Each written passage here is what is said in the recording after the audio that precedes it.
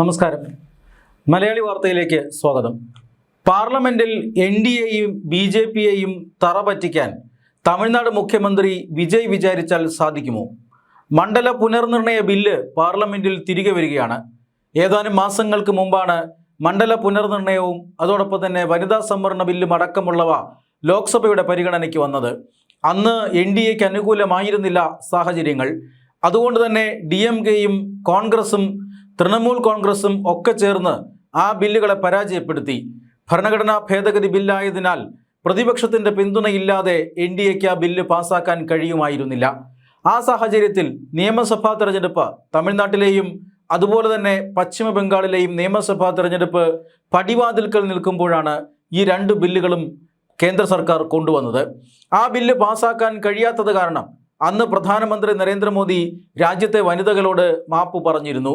തമിഴ്നാട്ടിലെയും ബംഗാളിലെയും തെരഞ്ഞെടുപ്പ് ഫലം നരേന്ദ്രമോദിക്കും അതുപോലെ തന്നെ BJPക്കും അനുകൂലമായതിൽ വളരെ പ്രധാനപ്പെട്ട ഒരു പങ്ക് ആ ബില്ലുകളുടെ പരാജയത്തിലുണ്ടായിരുന്നു എന്നുള്ളതാണ്. കാരണം ഈ ബില്ലുകളുടെ ചർച്ച നടന്നപ്പോൾ പ്രധാനമന്ത്രി നരേന്ദ്രമോദി തന്നെ പാർലമെന്റിൽ പറഞ്ഞത്, ഈ ബില്ലുകൾ വിജയിപ്പിക്കാൻ അല്ലെങ്കിൽ ഈ ബില്ലുകൾ പാസ്സാക്കാൻ പ്രതിപക്ഷം സഹകരിച്ചാൽ അതിൻ്റെ ക്രെഡിറ്റ് BJPക്ക് പോവില്ല. മറിച്ച് പ്രതിപക്ഷം ഇതിനെ എതിർക്കുകയാണ് എങ്കിൽ തീർച്ചയായും ജനവികാരം പ്രതിപക്ഷത്തിനെതിരായി മാറുകയും രാഷ്ട്രീയ സാഹചര്യം BJPക്ക് അനുകൂലമായി മാറുകയും ചെയ്യും എന്ന് പ്രധാനമന്ത്രി അന്ന് മുന്നറിയിപ്പ് നൽകിയിരുന്നു.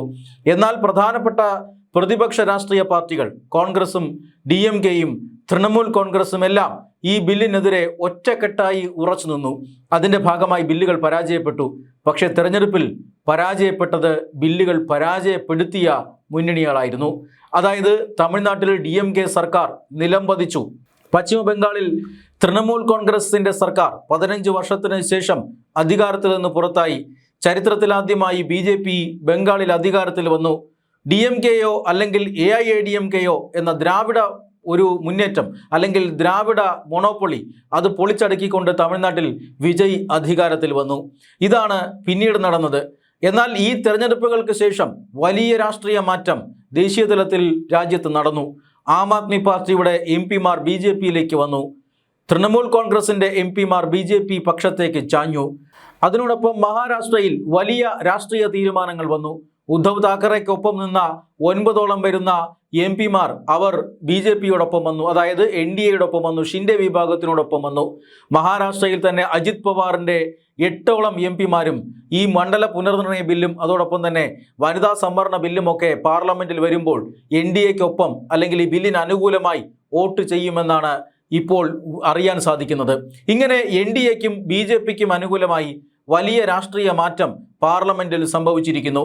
ഇത് വലിയ രീതിയിൽ പുറത്തേക്ക് വരാതിരിക്കാനാണ് പ്രതിപക്ഷം പാർലമെന്റ് തടസ്സപ്പെടുത്തുന്നത് എന്ന് BJP ആരോപിക്കുന്നുണ്ട്. എന്തായാലും ബില്ലുകൾ ഉടൻ തന്നെ പാർലമെന്റിൽ വരും.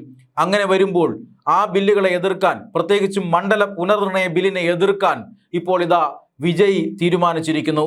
തമിഴ്നാട് മുഖ്യമന്ത്രി ജോസഫ് വിജയ് അധികാരത്തിൽ വരാനുള്ള കാരണം ഈ ബില്ലുകളെ DMK എതിർത്തു എന്നുള്ളത് കൂടിയാണ്. പക്ഷെ അത് മറന്നുകൊണ്ട് ഈ ബില്ലിന്റെ പേരിൽ തമിഴ് വികാരം ആളിക്കത്തിക്കാനും സർക്കാരിനെതിരെ ഒരു അഭിപ്രായം രൂപപ്പെടുത്താനുമാണ് ജോസഫ് വിജയ് ശ്രമിക്കുന്നത്.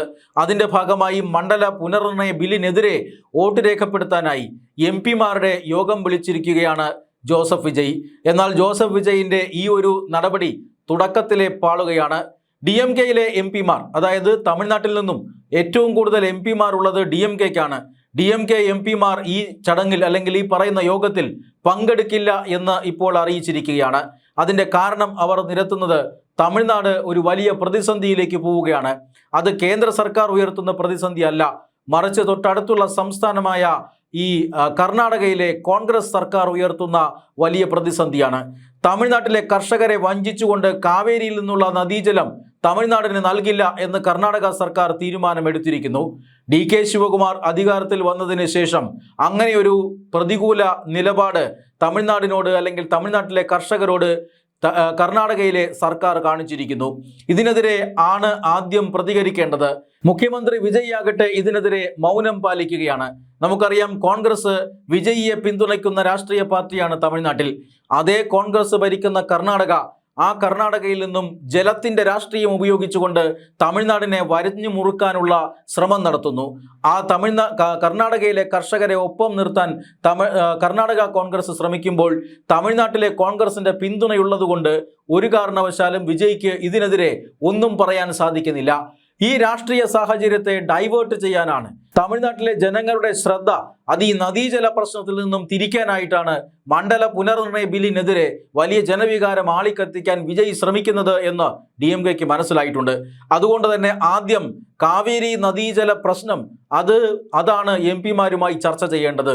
സർവകക്ഷി യോഗം വിളിക്കേണ്ടത് അതിൻ്റെ അടിസ്ഥാനത്തിലാകണം, അല്ലെങ്കിൽ ഈ പ്രശ്നം ചർച്ച ചെയ്യാനാകണം.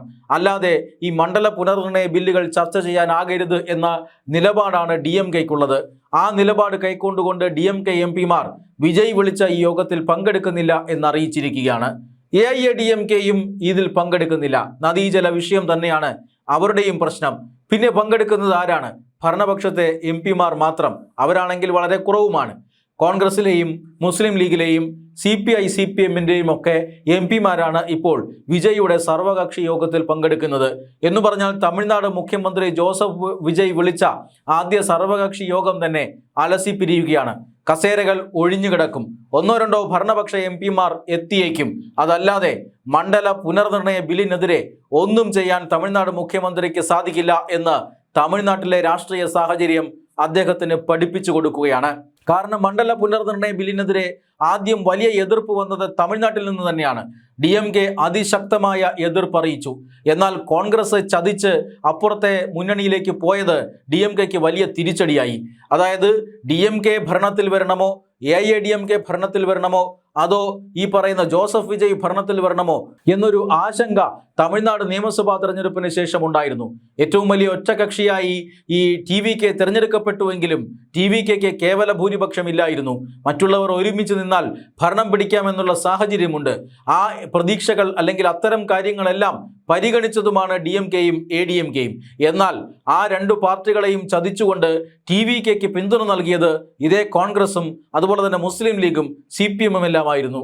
DMKയുടെ പണം വാങ്ങി DMKയുടെ ചെലവിൽ ഇത്രയും നാൾ മുന്നണിയിലുണ്ടായിരുന്ന രാഷ്ട്രീയ പാർട്ടികൾ DMKയെ തിരിഞ്ഞു കൊത്തിക്കൊണ്ടാണ് TVKയിലേക്ക് പോയത്. അതുകൊണ്ട് തന്നെ DMK കോൺഗ്രസുമായിട്ടുള്ള എല്ലാ ചങ്ങാത്തങ്ങളും ഉപേക്ഷിക്കുകയായിരുന്നു. പാർലമെന്റിൽ പ്രത്യേക ബ്ലോക്കായി ഇരിക്കാൻ തങ്ങളെ അനുവദിക്കണമെന്ന് അവർ സ്പീക്കർക്ക് കത്ത് നൽകി. അതിനിടയിൽ NDA നേതൃത്വവുമായി DMK സർക്കാർ അല്ലെങ്കിൽ DMK നേതാക്കൾ ചർച്ച നടത്തി.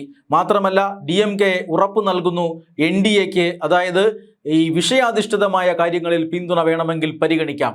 അങ്ങനെ 3/2 ഭൂരിപക്ഷം DMKയുടെയും തൃണമൂൽ കോൺഗ്രസിൻ്റെയും ഉദ്ധവ് താക്കറെ വിഭാഗത്തിൻ്റെയും അതോടൊപ്പം തന്നെ രാജ്യസഭയിൽ ആം ആദ്മി പാർട്ടി MP-മാരുടെയും അതോടൊപ്പം ഈ മറ്റു ചില രാഷ്ട്രീയ പാർട്ടികൾ നവീൻ പട്നായിക്കിൻ്റെ ബിജു ജനതാദൾ അതോടൊപ്പം തന്നെ മറ്റ് രാഷ്ട്രീയ പാർട്ടികൾ ആന്ധ്രയിലെ YSR കോൺഗ്രസ് ഇങ്ങനെയുള്ള രാഷ്ട്രീയ പാർട്ടികളെ ചേർത്ത് നിർത്തിക്കൊണ്ട് 3/2 ഭൂരിപക്ഷത്തോടുകൂടി ഭരണഘടനാ ഭേദഗതി ബില്ലുകൾ പാസാക്കാൻ NDAക്ക് കഴിയുമെന്ന രാഷ്ട്രീയ സാഹചര്യം വെറും ആഴ്ചകൾ കൊണ്ട് പ്രധാനമന്ത്രി നരേന്ദ്രമോദിയും അതുപോലെ തന്നെ ആഭ്യന്തരമന്ത്രി അമിത്ഷായും നേടിയെടുത്തിരിക്കുകയാണ്.